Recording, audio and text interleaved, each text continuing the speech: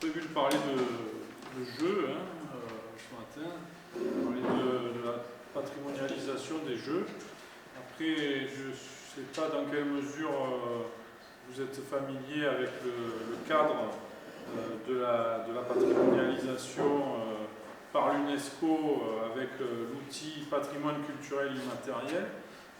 J'en parlerai aussi pour vous montrer un petit peu les initiatives qui ont pu émerger autour de cette notion depuis 20 ans, puisque la Convention sur le patrimoine culturel, sur la sauvegarde du patrimoine culturel immatériel, elle date de 2003. Donc on commence à avoir un petit recul d'une vingtaine d'années pour faire un peu un bilan, un diagnostic des actions qui ont pu être réalisées sous cette appellation, enfin à l'aide de cet outil. Mais le propos que je vais tenir, il est ancré plus généralement dans l'histoire de l'anthropologie sociale et culturelle, puisqu'on n'a pas attendu l'UNESCO ni le patrimoine culturel immatériel pour s'intéresser aux jeux en tant que patrimoine. Et donc je commencerai par un petit rappel historique de la manière dont les anthropologues, les ethnologues se sont intéressés aux jeux et en ont fait un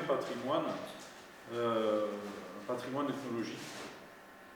Donc je rappellerai rapidement les traditions d'études folkloriques et ethnographiques qui ont amené à documenter un ensemble de jeux traditionnels dans l'ensemble des sociétés humaines.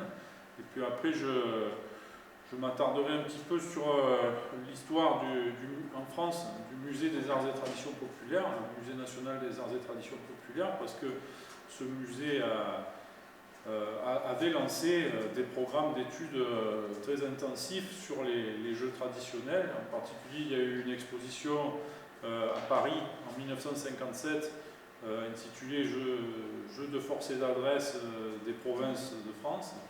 Donc je ferai un petit rappel là-dessus, pas seulement pour le plaisir d'avoir une profondeur historique dans mon propos, mais aussi parce qu'il y a une archive qui est très riche autour de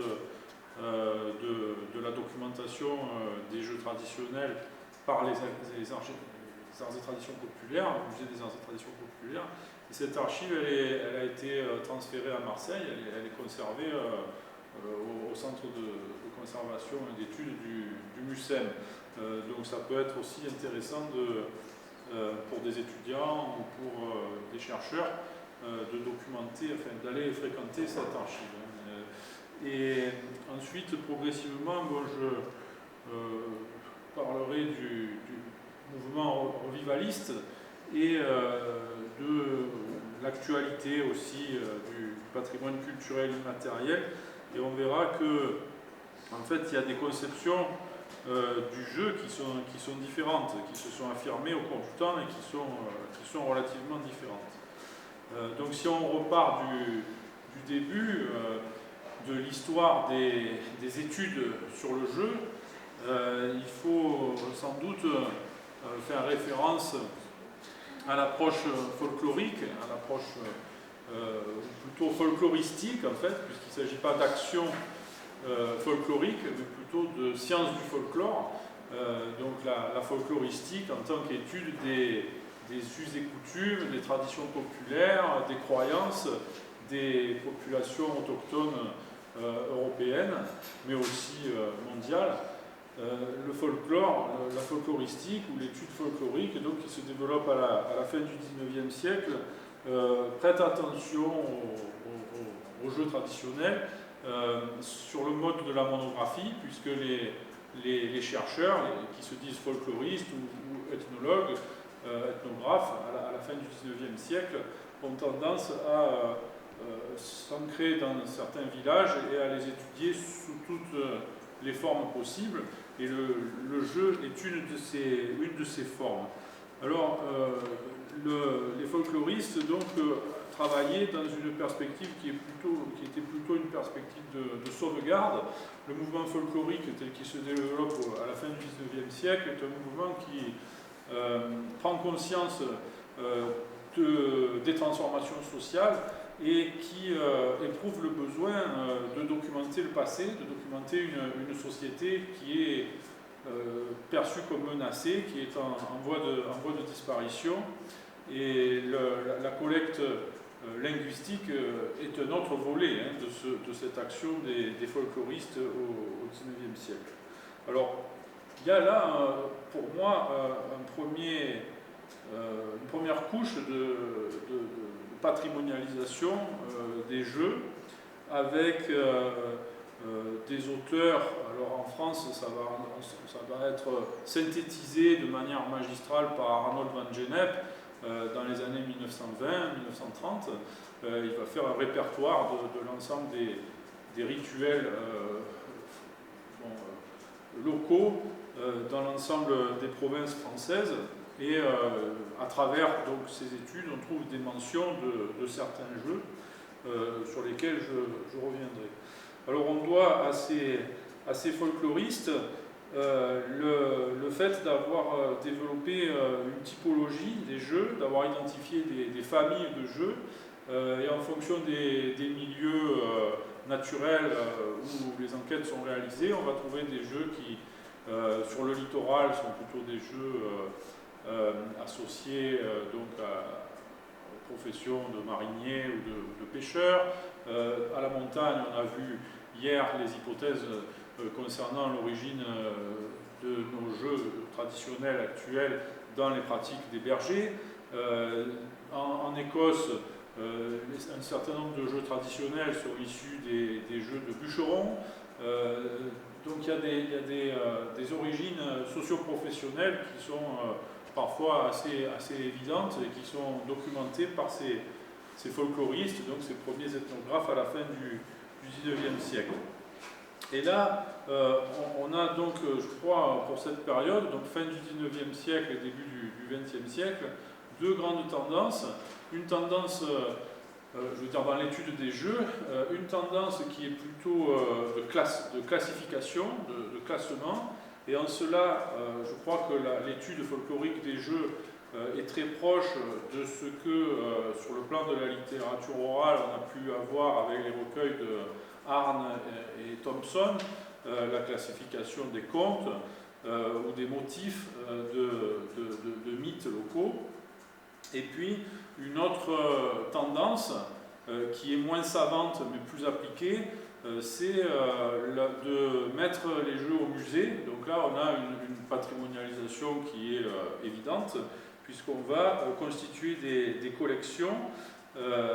Et ces collections, bon, elles commencent à se constituer avec les premiers musées, dès les premiers musées de société à la toute fin du XIXe siècle et au début du XXe, et puis elles vont ensuite se concrétiser en France, en tout cas dans le grand projet du Musée national des arts et traditions populaires, mais dans toute l'Europe, on va avoir souvent dans ces mêmes années, première moitié du XXe siècle, des musées nationaux de folklore, des musées nationaux d'arts et traditions populaires, de culture populaire.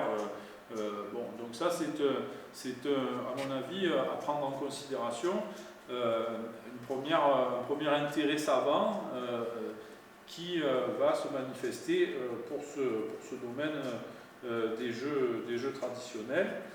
Et on a aussi à cette époque une réflexion théorique qui est assez intense, avec des philosophes ou des anthropologues qui proposent des classifications. Je pense à Roger Caillois dans les années 30 et 40 qui propose une classification des jeux traditionnels avec des jeux de simulacre, des jeux de vertige, des jeux de force, des jeux de hasard. Donc il y a une conceptualisation comme ça du domaine général des jeux avec des types de jeux différents.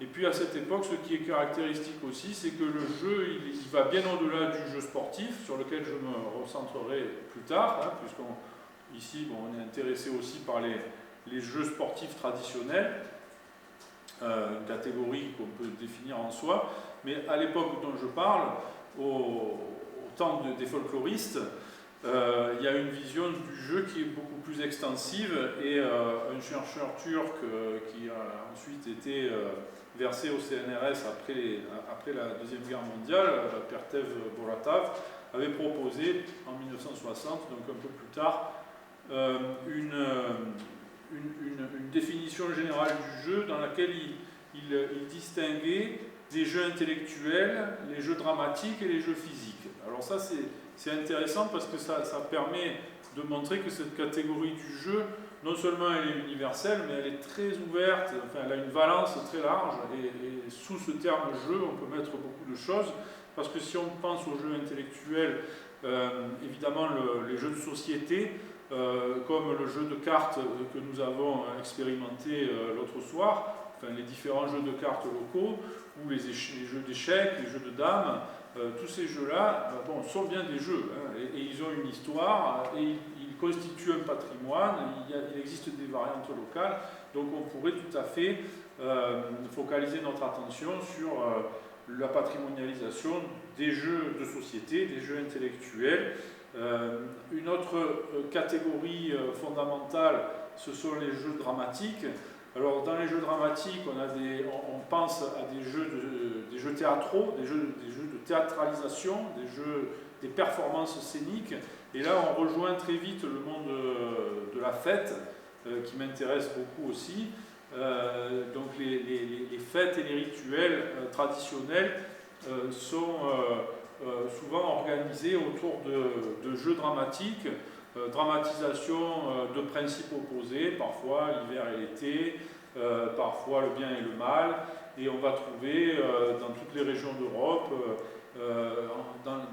souvent, enfin, selon les saisons, des carnavals, des pastorales, des scènes dramatiques, et là on est aussi dans le domaine du jeu, le jeu au sens de jeu scénique, de jeu théâtral, de jeu de performance. Et de ce point de vue-là, il y a aussi une grande richesse de ce concept de jeu qui nous permet de tracer des relations entre différents pans de la vie sociale locale. Le contage, la pratique du conte, la littérature orale, s'appuie aussi sur des performances de conteurs qui jouent leur scène. Et de ce point de vue-là, l'anthropologie a beaucoup aussi fait de comparaisons avec des mondes non européens ou d'autres sociétés dites traditionnelles où de telles pratiques existent et contribuent à cimenter le lien social local à une période où les mass médias ne sont pas encore apparus.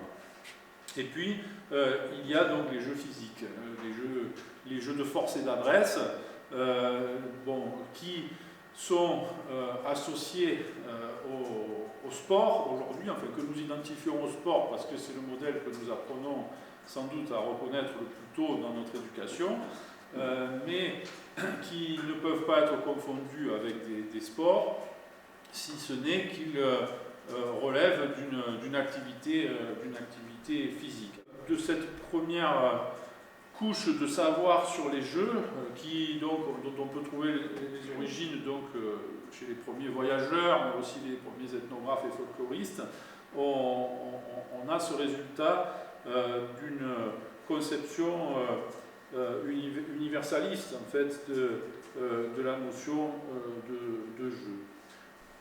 Je vais prendre l'exemple de l'enquête de 1964 de Dury et Trémaud sur la choule.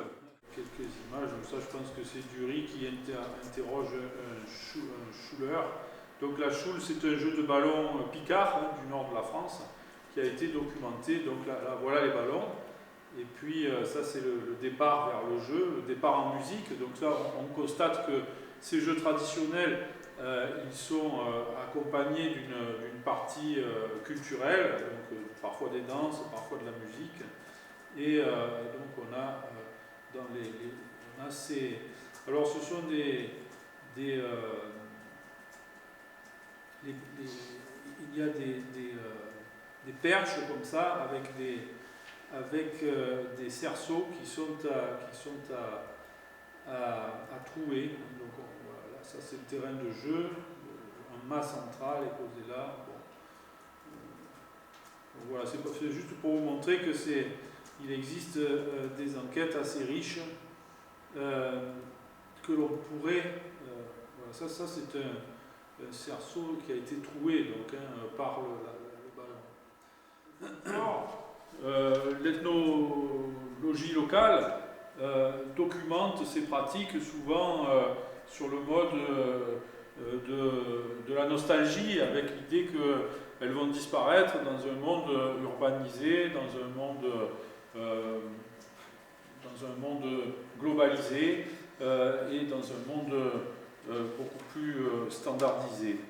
Et il est vrai que le XXe siècle est un siècle où les jeux sont remplacés pour la plupart par des sports sur le mode anglais, avec donc des types de pratiques qui sont codifiés d'abord dans des grandes écoles anglaises, donc par des élites, et qui vont avoir une force de diffusion très forte, très importante, donc aujourd'hui, jusqu'à effacer tous les jeux régionaux, tous les jeux traditionnels régionaux.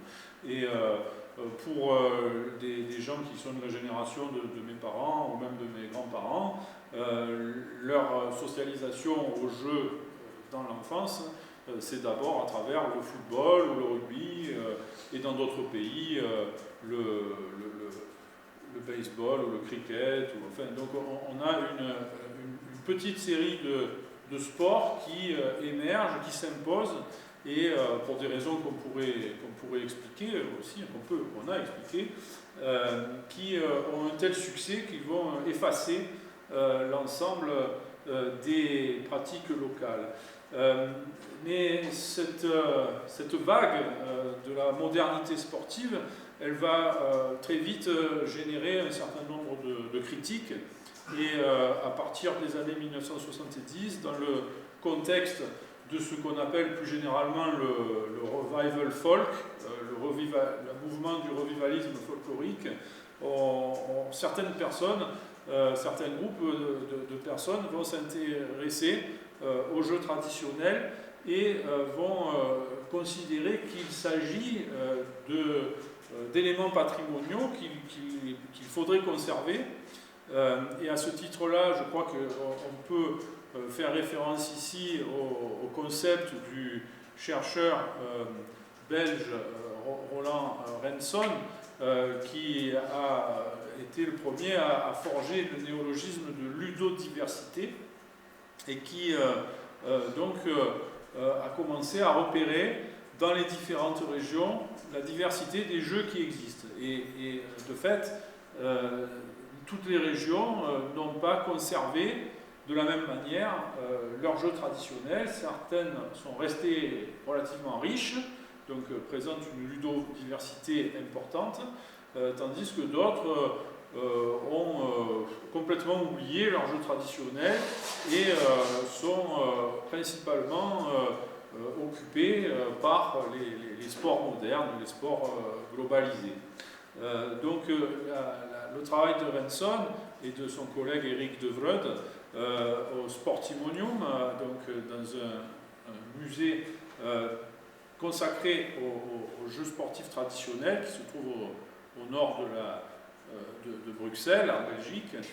Ce travail s'inscrit dans cette volonté de revitaliser par la documentation, mais aussi par la pratique, tous les jeux locaux existants.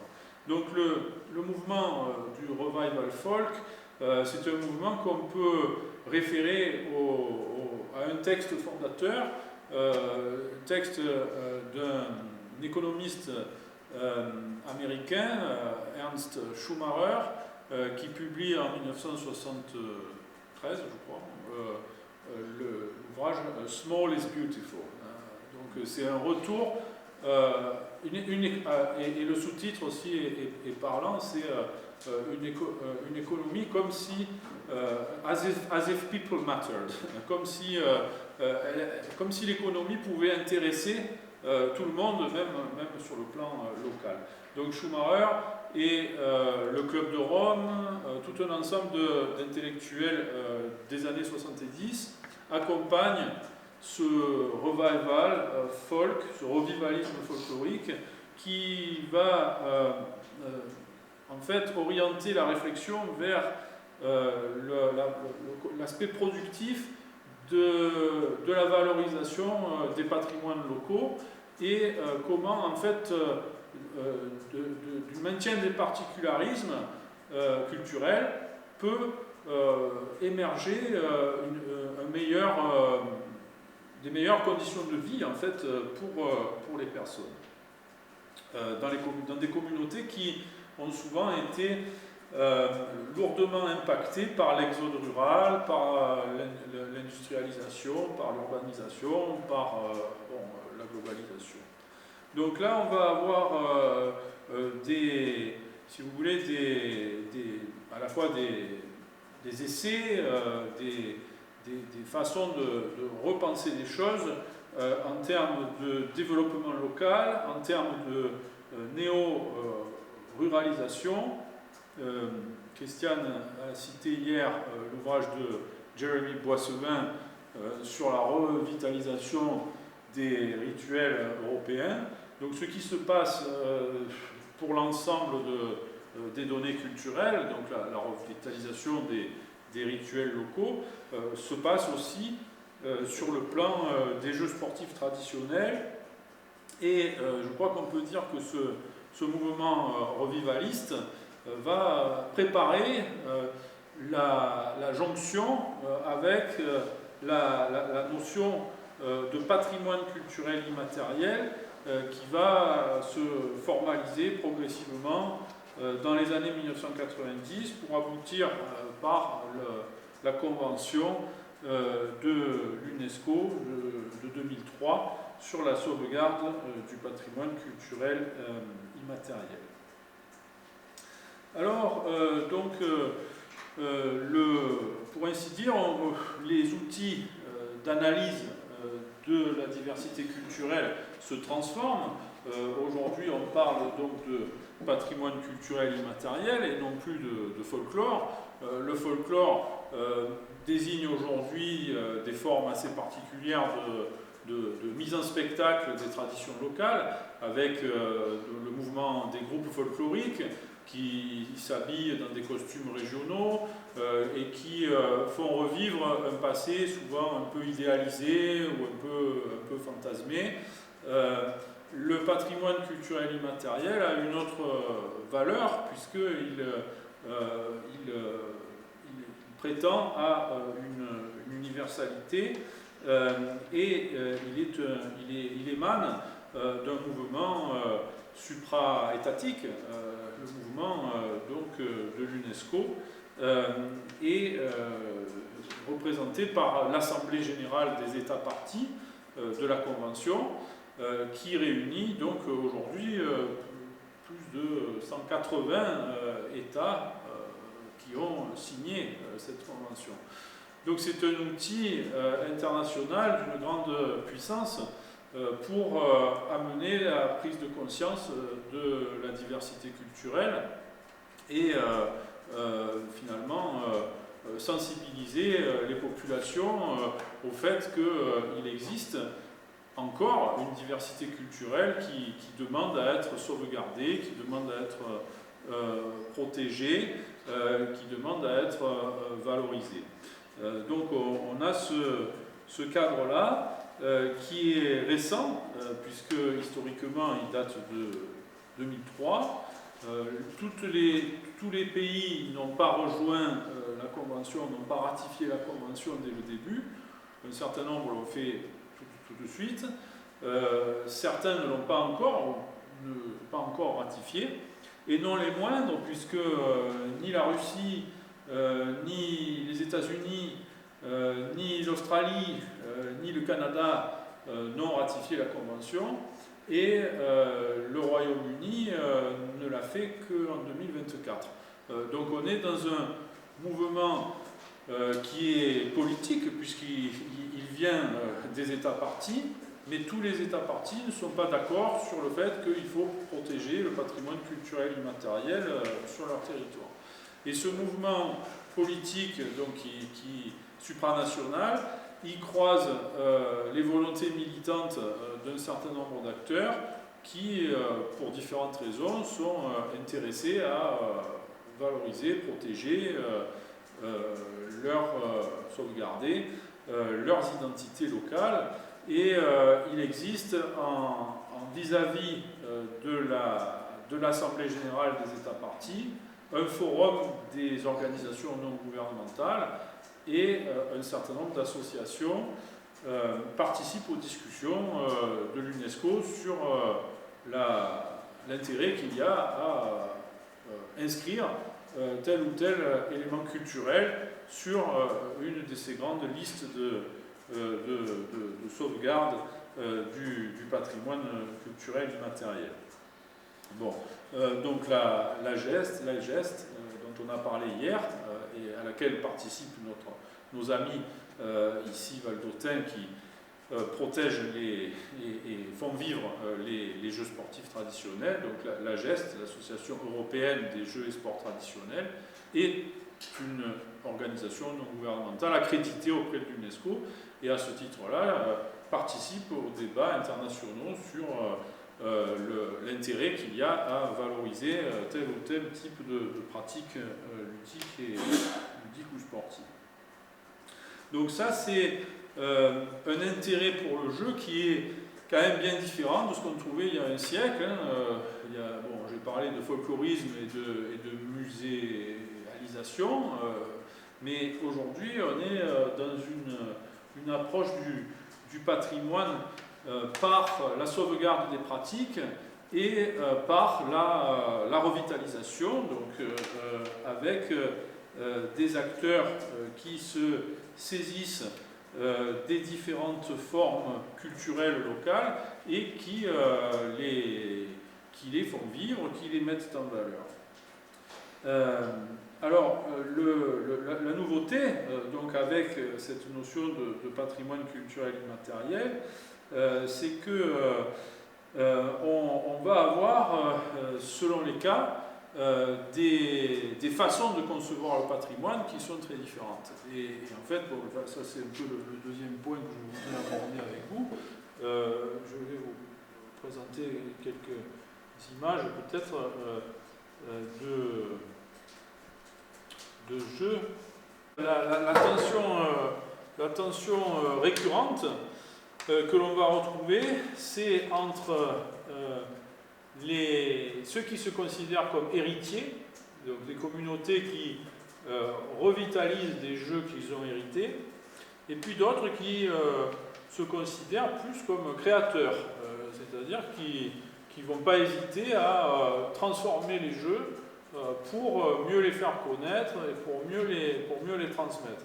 Et entre ces deux extrêmes, des héritiers et des créatifs, on a toute une palette de nuances avec des associations qui sont plus ou moins conservatrices, qui sont plus ou moins convaincues de la nécessité de conserver les pratiques telles qu'elles sont, ou alors qui sont plutôt enclines à aller notamment vers le modèle sportif, mais pas uniquement, parce que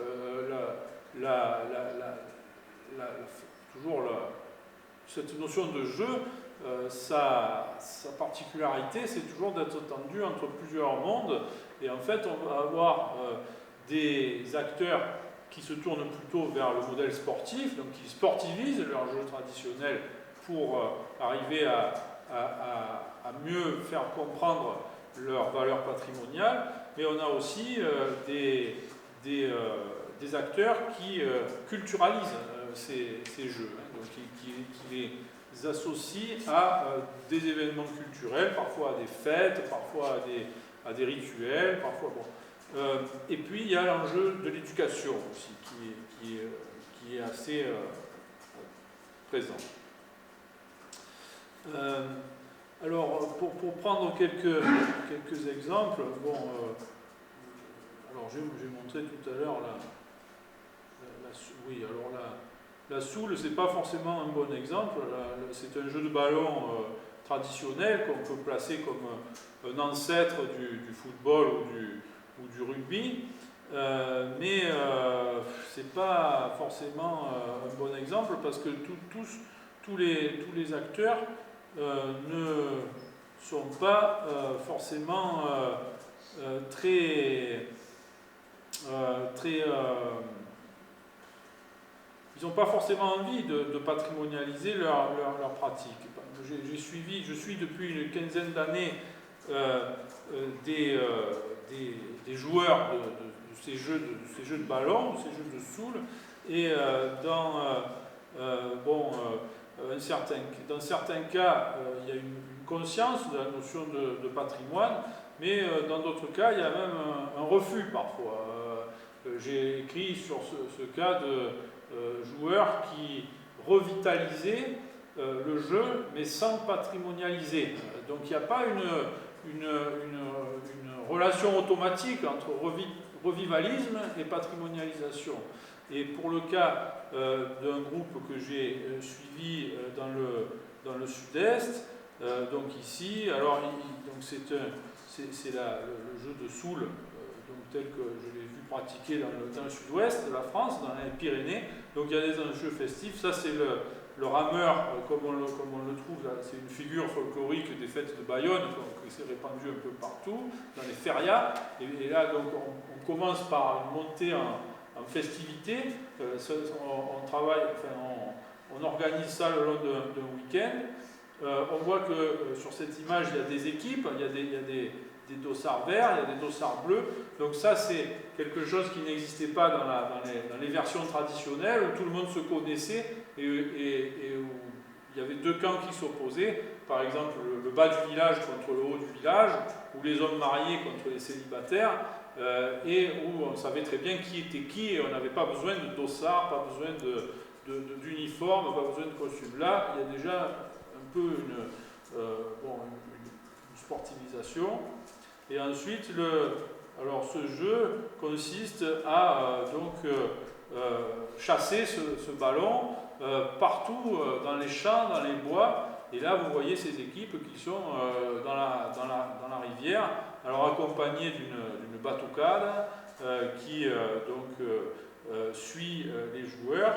Et ensuite, ça se déploie dans des champs de maïs sur plusieurs kilomètres carrés. Ça prend la forme comme d'une course d'orientation où chaque équipe doit passer par un certain nombre de points. Et en fait, il n'y a aucun rapport au patrimoine, dans le sens que ce lieu a été choisi, je veux dire, de manière aléatoire. Il n'y a pas de lien au territoire. Chaque rencontre est organisée dans une région différente. C'est donc itinérant, c'est mixte. Là, on va voir qu'il y a des hommes et des filles qui jouent donc, dans cette variante. Il n'y a pas de terrain de jeu. Hein, on doit traverser des rivières et amener le ballon. Je ne sais même pas si on va le voir à un moment, ce ballon. On va amener le ballon. Voilà, là c'est la fin, là c'est la victoire de ce jeu d'une équipe.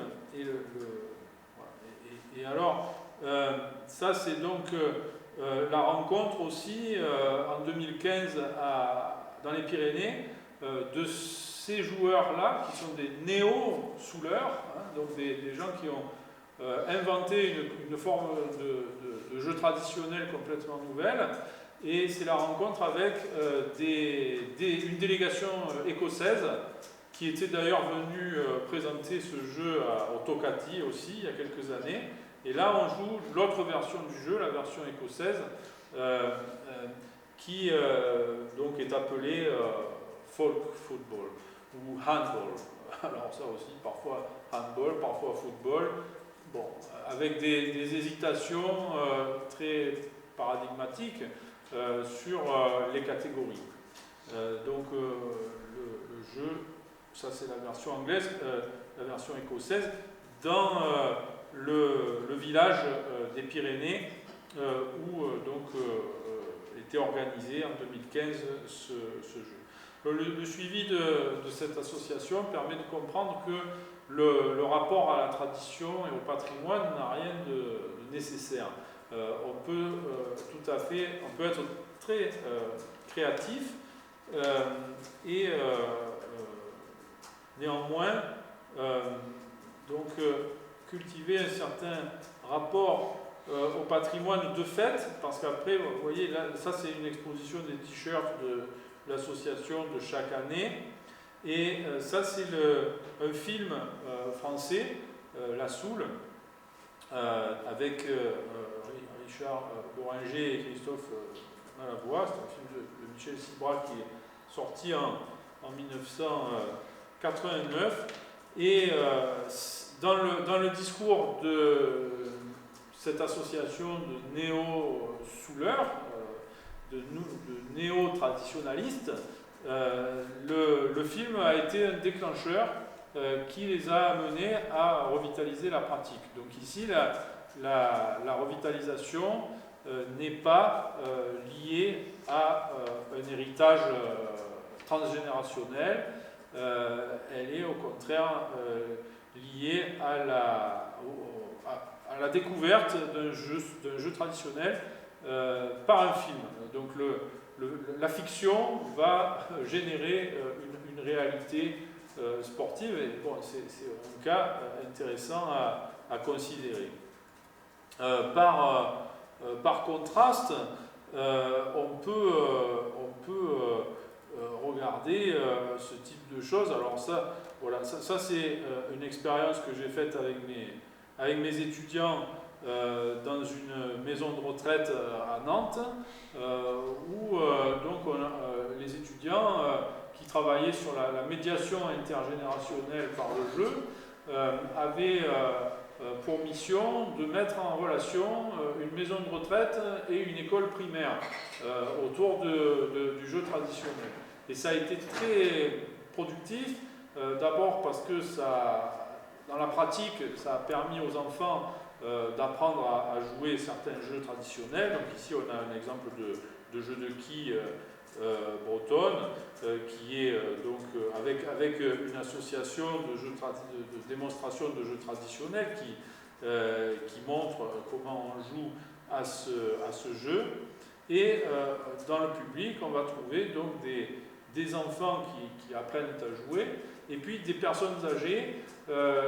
Et là, on a travaillé avec des psychologues de mon université sur les aspects cognitifs et le fait que la pratique des jeux traditionnels était vertueuse pour la remémoration et pour l'activation de la mémoire chez des personnes atteintes de maladies Alzheimer ou autres. Donc ça, là on est avec des jeux traditionnels, mais qui sont utilisés de manière tout à fait différente. Voilà le palais breton qui est utilisé dans ce même cadre, et puis des jeux de boules et des jeux alors ça c'est la grenouille, c'est un jeu de café de kermesse qui est beaucoup plus qui est un petit peu différent, qui n'est pas vraiment un jeu de force.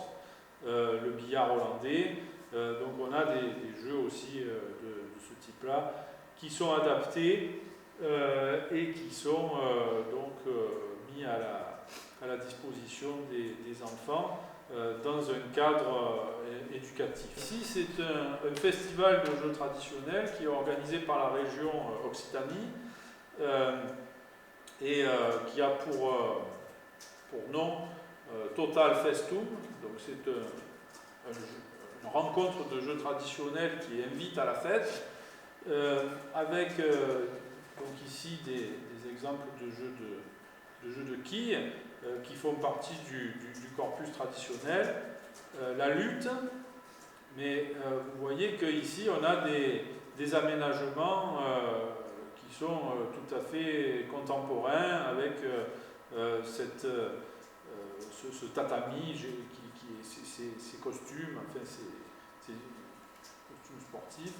Ça c'est le jeu du tambourin, c'est un jeu languedocien aussi qui, d'une certaine manière, enfin qui est souvent comparé au tennis. Qui est un jeu sportivisé, enfin partiellement sportivisé. Donc ces jeux du patrimoine sont nombreux, et là la rame traditionnelle, donc ça c'est les courses de bateaux sur le littoral méditerranéen.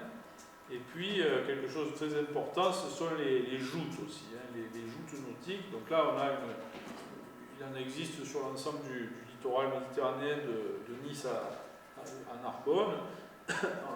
Et on a une documentation assez riche du point de vue historique. Et là, le but, c'est donc les deux, on va le voir, les deux jouteurs sont placés sur ces plateformes là qu'on appelle les tenten.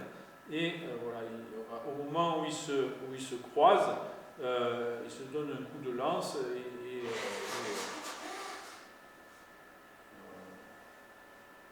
là, on voit bien qu'ils s'attaquent, et le moins fort va tomber à l'eau.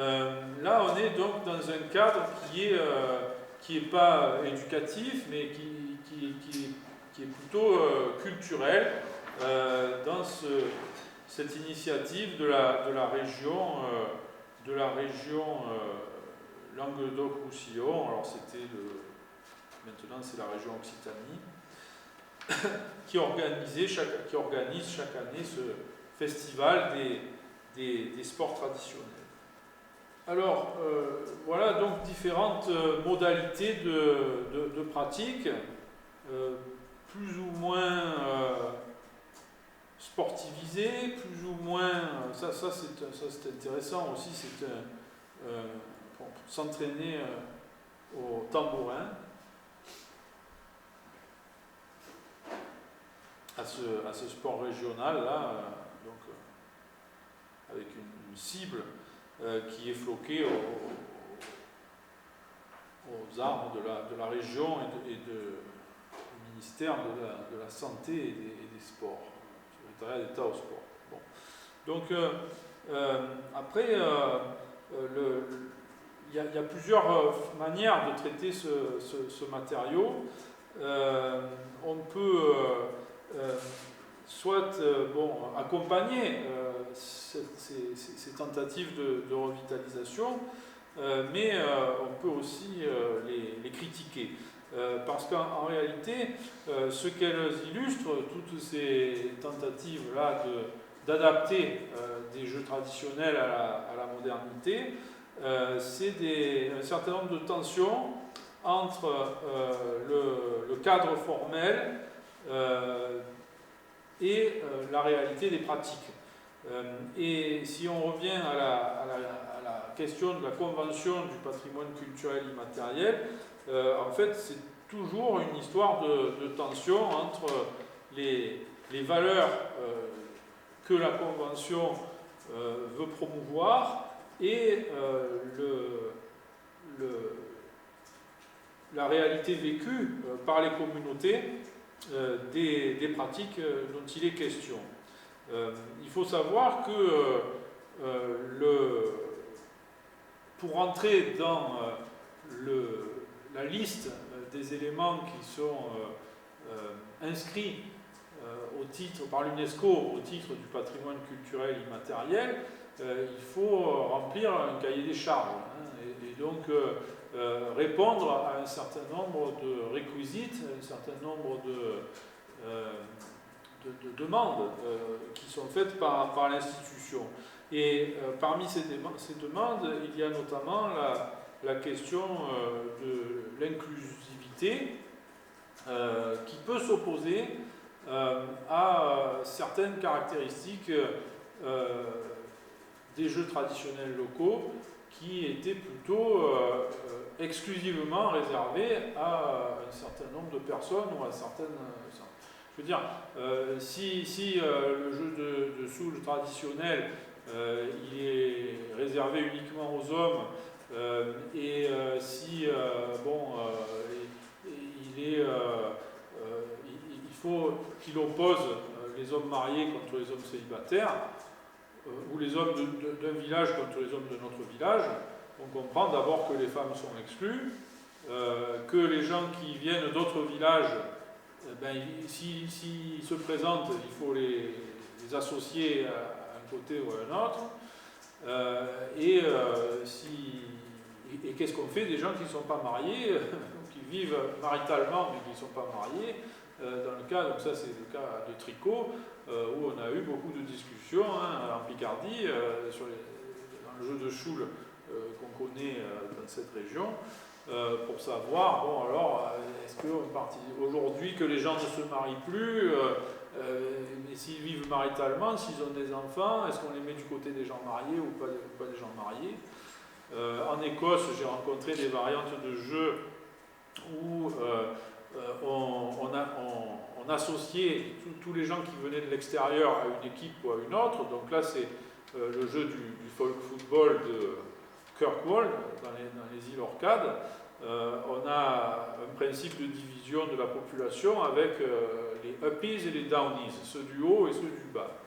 Mais à l'origine, c'était des gens qui étaient nés dans le quartier du bas du village, qui se battaient tous les ans contre ceux qui étaient nés dans le haut du village. Maintenant, on me disait, dans l'enquête, on m'explique qu'on est à l'hôpital, alors on va dire c'est parce que c'est la famille qui habitait dans le haut du village ou la famille habitait dans le bas du village.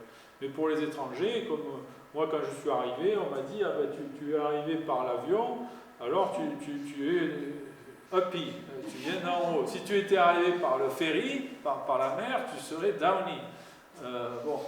Après on m'a dit tu as loué une maison dans le côté haut du village, donc c'est définitivement tu fais partie des uppies.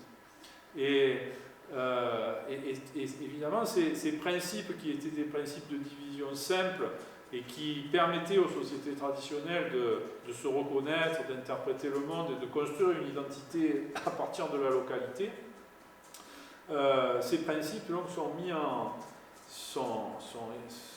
à mal par la globalisation et par la mobilité généralisée des personnes. Donc l'inclusion peut être recréée, mais ce n'est pas la même chose que si elle procède de la nature du jeu et du terrain, évidemment.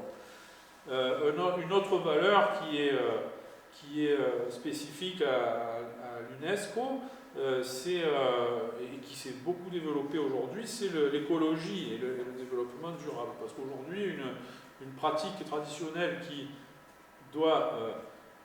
demande à être inscrite sur la liste de sauvegarde ou liste représentative du patrimoine culturel immatériel, c'est une pratique qui doit être écologiquement responsable et répondre aux objectifs globaux du développement durable. Mais évidemment, ce n'est pas toujours le cas. Donc comment faire pour concilier les traditions les plus authentiques avec le cadre formel que constitue la Convention internationale. Et évidemment, beaucoup d'ethnologues actuellement, beaucoup d'anthropologues ont rejeté la Convention de l'UNESCO en disant qu'elle était artificielle et qu'elle a mené les pratiques à se transformer. Finalement, la patrimonialisation peut être un vecteur de transformation des pratiques. Et si on liste les critiques, alors elles sont nombreuses. Moi, j'ai plutôt une perspective d'accompagnement des politiques publiques de la culture dans mon pays, et j'ai participé à l'inventaire des jeux traditionnels sportifs au titre de la Convention du patrimoine culturel immatériel. Mais beaucoup de mes collègues anthropologues refusent de participer aujourd'hui à la patrimonialisation au prétexte que cette patrimonialisation serait contraire à l'aspect naturel finalement des pratiques sociales. On peut effectivement constater que de nombreux problèmes émergent lorsque on essaye de faire coïncider une pratique traditionnelle avec la grille de lecture que constitue la notion de patrimoine culturel immatériel. Et lorsqu'on essaye de réaliser une fiche d'inventaire, on est obligé d'oublier un grand nombre de caractéristiques qui faisaient pourtant le sens des sociétés traditionnelles. La première trahison, en fait, par rapport à une pratique traditionnelle, c'est l'écriture. Je crois que la spécificité des pratiques culturelles traditionnelles et des jeux en particulier est de s'inscrire dans un espace qui n'est pas un espace écrit. Les jeux dont nous avons eu la possibilité de pratiquer hier, là, et que nous pratiquerons encore aujourd'hui, ne relèvent pas du monde de l'écriture. Ils ont été inventés par des analphabètes, par des personnes qui, très vraisemblablement, et dans de très nombreux cas, par des gens qui n'écrivaient pas, ou plutôt qui écrivaient par le mouvement, ou qui écrivaient par la parole, qui écrivaient leur vie par la parole. Donc, le fait de ramener la richesse de cette vie oralisée et gestualisée, donc ramener ça dans une asquette, dans une fiche écrite, c'est forcément une trahison. Et ici, il faut se souvenir de ce que l'anthropologue Jack Goody présente dans la raison graphique, où il montre que toute écriture est une réduction, et il prend l'exemple des premières écritures mésopotamiennes. Il explique que les tableaux, les listes qui ont été rédigés dans les premiers alphabets cunéiformes à l'origine de l'écriture étaient des listes factuelles de marchandises qui permettaient de favoriser le commerce, mais qui n'avaient rien à voir avec la richesse des représentations en fait, des personnes de l'époque mésopotamienne. Et il poursuit sa démonstration en étudiant le cas de sociétés de l'Afrique subsaharienne où on a des cultures orales très riches avec chaque récitation d'un mythe ou d'une légende va être assortie de micro-différences. Quelque part, ici aussi, je joue le rôle du griot et je présente, vous voyez que chaque fois, parfois j'essaie de parler un peu de la soule pour Christophe, un peu de la transformation des jeux, un peu pour la linguistique. Enfin, j'ai quelques micro-variations aussi dans mon discours. Je ne délivre pas mon texte comme le ferait une intelligence artificielle. Je m'adapte, ou j'essaie de m'adapter à vous, à mon public. Donc on voit bien que l'oralité présente une richesse plus grande que l'écriture. Et ça, évidemment, ça nous jette quand même, du point de vue anthropologique, dans une grande perplexité, parce qu'on peut considérer que les gens d'avant l'écriture étaient plus riches intérieurement que nous. et que peut-être que sans le cadre de l'écriture, nous aurions une approche beaucoup plus imaginative, beaucoup plus poétique de notre environnement. Et là, bon, je ne vais pas vous parler de Gaston Bachelard, de Gilbert Durand et de l'école de l'imaginaire, hein, mais quelque part, il faut quand même avoir ça en tête, quoi, que peut-être, sans l'écriture, nous serions plus riches. Peut-être. Et donc, une critique, à mon avis, qui est la plus forte vis-à-vis de la patrimonialisation, vis-à-vis de la convention de l'UNESCO et de la mise en fiche des cultures traditionnelles, c'est ça, hein, c'est qu'on va obliger chaque culture à rubriquer, à rentrer dans des rubriques standards, donc c'est définition, transmission, mode de sauvegarde, enfin c'est les rubriques de la fiche UNESCO. Et puis après, il y a d'autres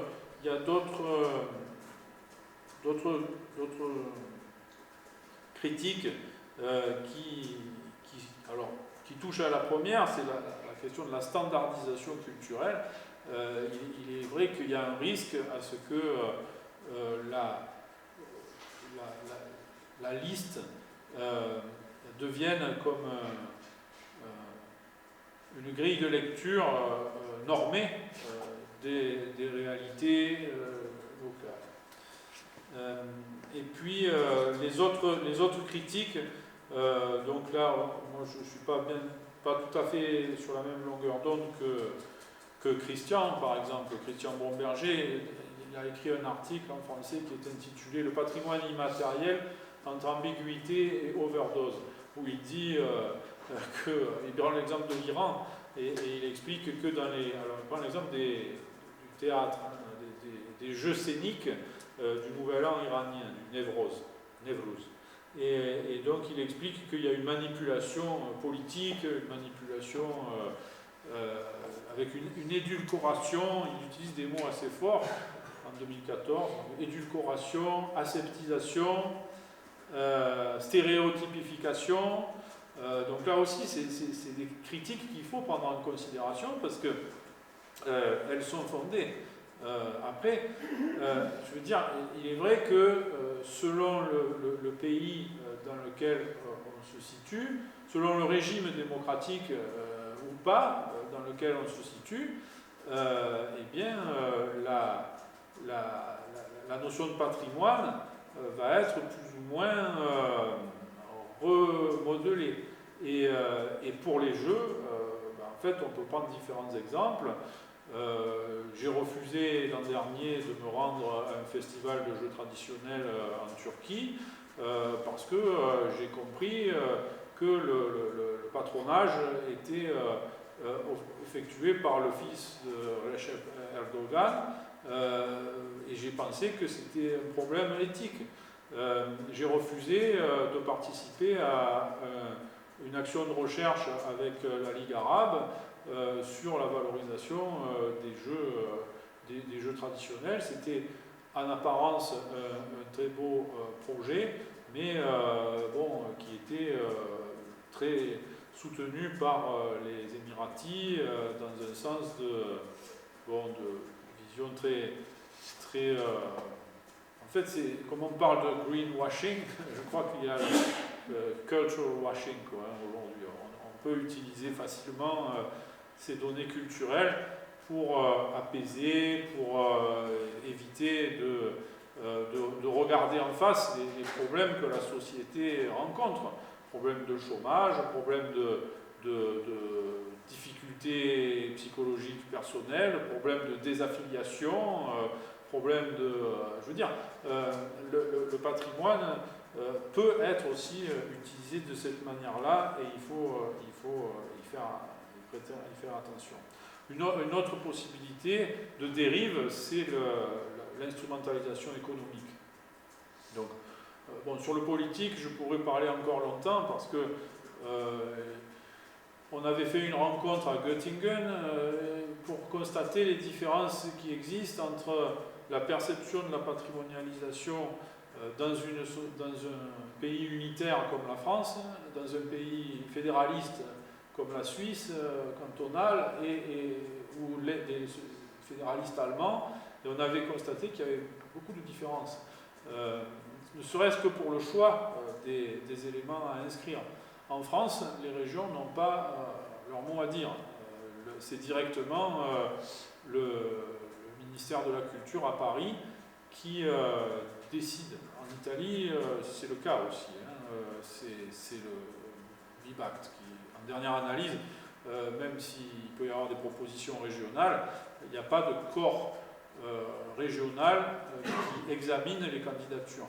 En Suisse ou en Allemagne, le modèle fédéral exige que chaque candidature soit proposée directement par les Länder ou par les cantons. Donc là aussi, c'est intéressant de voir que le patrimoine dépend de la variable politique. Sur le plan économique, c'est encore donc d'autres choses, avec le risque d'une instrumentalisation touristique, le risque d'un impact sur l'économie locale, de la patrimonialisation, et on doit réfléchir, on devrait réfléchir, on ne réfléchit pas tout le temps assez, mais on devrait réfléchir sur comment articuler patrimoine immatériel et les autres patrimoines. Alors, autour du jeu, il y a eu dans l'ouest de la France une réflexion sur les lieux qui sont des bâtiments aussi, où l'on pratiquait la boule de fort, en Vendée et dans le Maine-et-Loire, en Anjou. Donc là, il y avait cette réflexion sur le jeu en tant que jeu, et puis les espaces de jeu qui sont un peu autre chose, quoi. Donc peut-être on parlera demain un peu plus. Donc on doit évidemment être attentif à ce que le patrimoine fait à la culture et à ce que la patrimonialisation d'un jeu peut induire en termes de positionnement des populations par rapport à leur propre culture. Parce que si on traite un jeu comme un patrimoine, alors on va avoir une diffusion des représentations de ce jeu et éventuellement à terme leur transformation. Dans le cas dont nous nous occupons ici, Rebata ou Fiolet, c'est intéressant de savoir comment les gens se représentent le jeu sportivisé. Le petit fascicule que vous avez distribué hier m'a beaucoup intéressé. Il faudrait aller voir les joueurs et leur demander quel est leur sentiment de se retrouver sur des palmarès de cette manière-là, ou en photographie en tant qu'équipe. Parce que ça, c'est un mode de présentation abstrait, d'une certaine manière, où les gens sont égalisés sur une liste. Dans la dernière page, là, il y a tous avec les points, il y a le palmarès. Qu'est-ce que ça fait au jeu, ça? Quel est l'effet?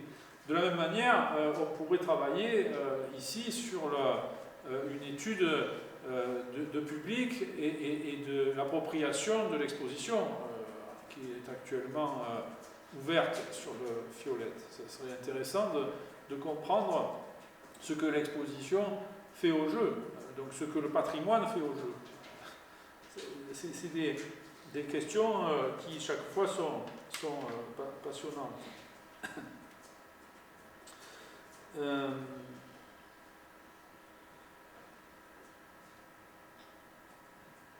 Donc voilà, je ne sais pas si vous...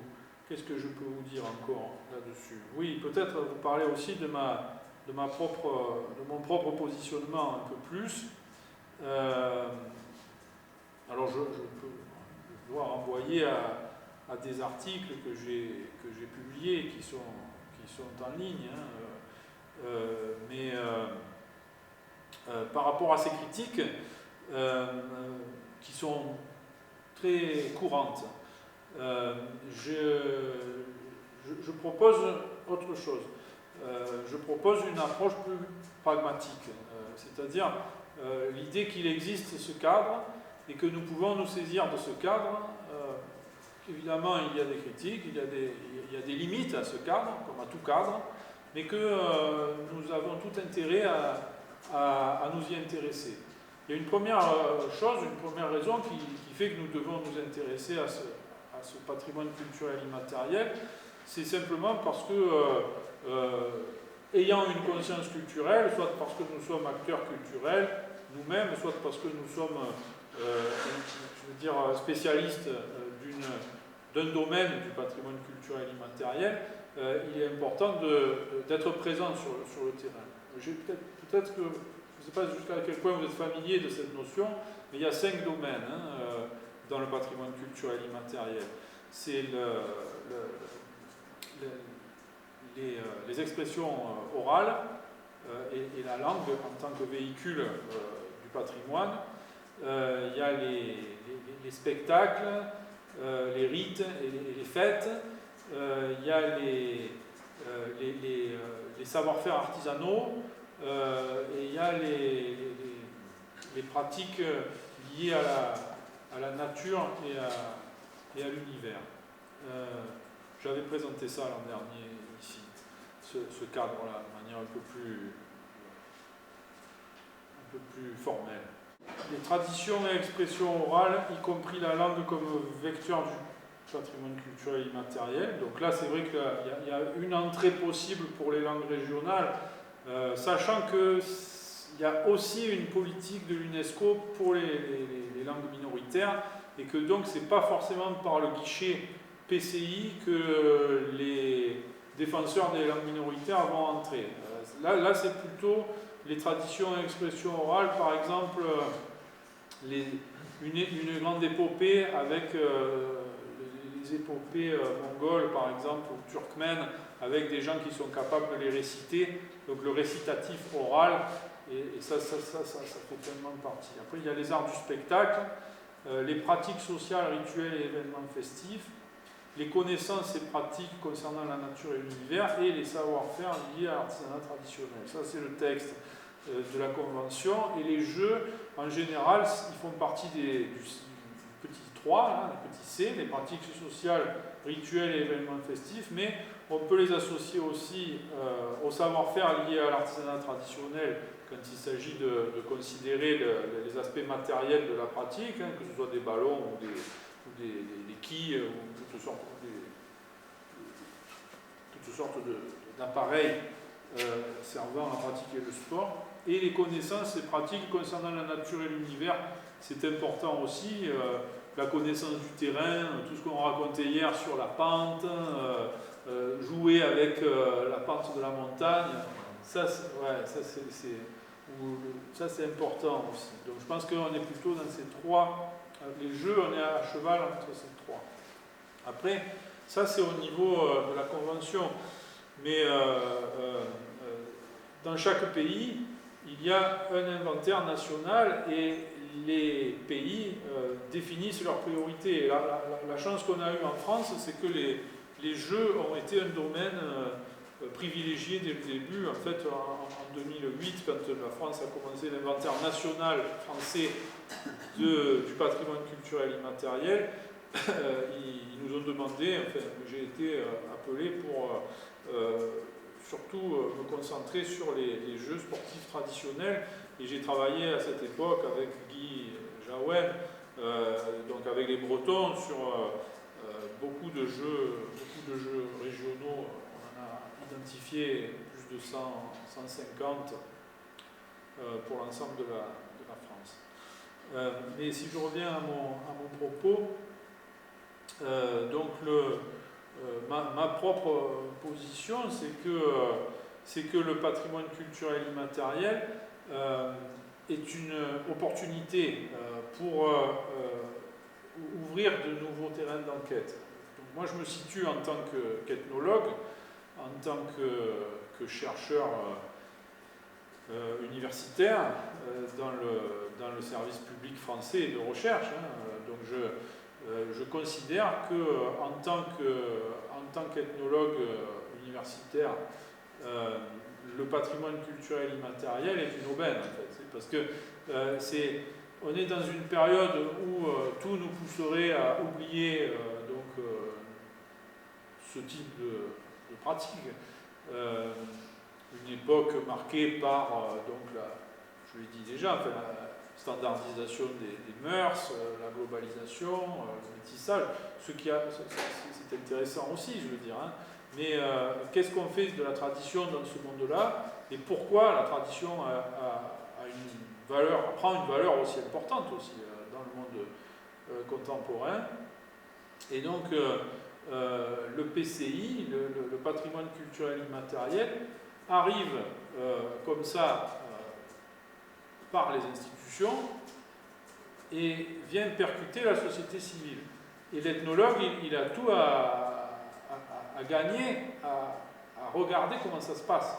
Donc moi, ce qui m'intéresse avec le patrimoine culturel immatériel, c'est de voir ce que les gens en font, c'est de voir comment ça les ramène à leur identité culturelle locale, ça les invite à se saisir d'une matière qu'on appelait folklorique dans le passé et à l'actualiser. Donc ça, c'est important. Le PCI n'est pas une production vernaculaire, c'est une production globalisée. Donc ça nous informe aussi de la manière dont les communautés locales se confrontent à cette culture globale qui essaye de leur parler de leur propre spécificité locale.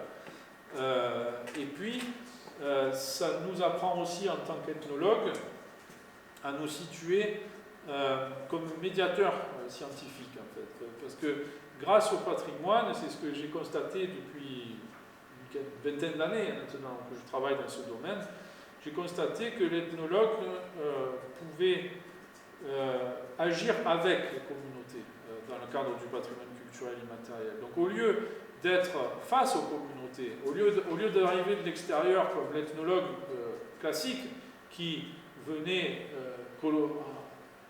en colon en fait, hein, ou qui avait une perspective qui s'inscrivait souvent dans le cadre des empires coloniaux, l'ethnologue au XIXe siècle, hein, ou le folkloriste, il faut bien penser qu'il vient, il documente comme le botaniste documente des espèces naturelles. Donc il regarde ça à la loupe et il ne donne pas la parole aux enquêtés.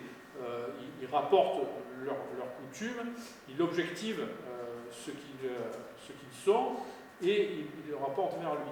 Avec le patrimoine culturel immatériel, c'est impossible de travailler de cette manière-là en vis-à-vis, de travailler face à l'enquêté. On est obligé de travailler avec l'enquêté face à cette exigence ou cette proposition, on va dire, globale de patrimonialiser. Donc c'est ça, moi, qui me porte, en fait, hein, dans cette étude de la patrimonialisation, c'est que c'est une étude qui permet d'entrer en dialogue de manière beaucoup plus cohérente avec les enquêtés. Et l'ethnologue devient médiateur. Donc on n'est plus dans une posture d'étude de quelqu'un, mais on travaille avec la communauté pour faire surgir une mémoire, faire surgir des volontés parfois créatives, comme je l'ai montré, de s'adapter à la modernité et de transformer son environnement local. Donc il y a des questions qui sont épistémologiques, hein, c'est-à-dire qui concernent la manière dont on regarde l'autre, parce que le fond de la discipline, de l'ethnologie, c'est le regard sur l'autre, comment on regarde l'autre. Et quand on fait partie de l'autre, comme ça, et qu'on est confronté à la question de la patrimonialisation, ben on est amené à transformer un peu ce regard. Voilà, parce que la participation des communautés, c'est aussi une condition de reconnaissance du patrimoine. Donc l'ethnologue se retrouve dans la position favoriser la participation des communautés. Et en dernière analyse, là, il y a des enjeux qui sont proprement politiques parce qu'ils concernent la démocratie participative, en fait. C'est derrière ce grand chapeau patrimoine, moi j'ai envie de croire qu'il y a une invitation qui consiste à nous ressaisir de nos endroits, de notre localité et du lien social à l'échelle locale.